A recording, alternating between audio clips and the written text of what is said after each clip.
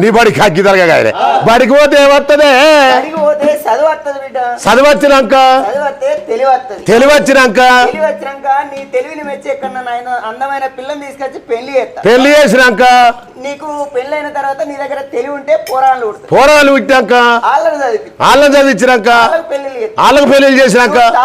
నేను తాతనేనాక బేగంపేట గడ్డకు పెడతారు ఇక నేను చచ్చేటోనే నాకు చదివేదికే నీ చదువు కగ్గిదాలుగా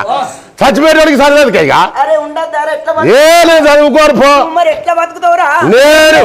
నేనా పందులగా వస్తా పైసలు వస్తాయిరా ఎట్లనా అరే ఇవాళ రేపు ఎరకలలో మందలిస్తట్టున్నా అదిరా మందలిస్తట్టున్నదా ఎవరి దగ్గర చూడు 2000 లోట్లు 500 లోట్లు 1000 రూపాయలు లోట్లే కనిపిస్తారే అరే ముందుగా ఒక ఆడి పందిరి కొనాలి ఒక మగ పందిరి కొనాలి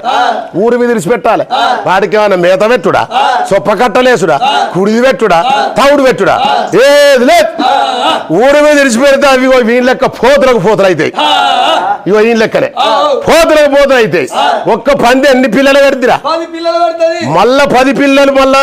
ఈయనేది ఉంటే మళ్ళీ ఎన్ని పిల్లలు అయితేరా 100 పిల్లలు మళ్ళా వీరేదుంటే మళ్ళీ ఎన్ని అయితేరా 10,000 పిల్లలు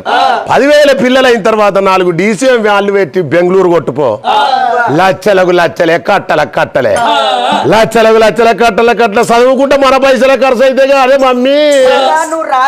రాదుల కొడుకు నువ్వు చదువుకోవాలిగా పందులు కాస్తారా పైసలు లెక్క చదువు కావాలి కదా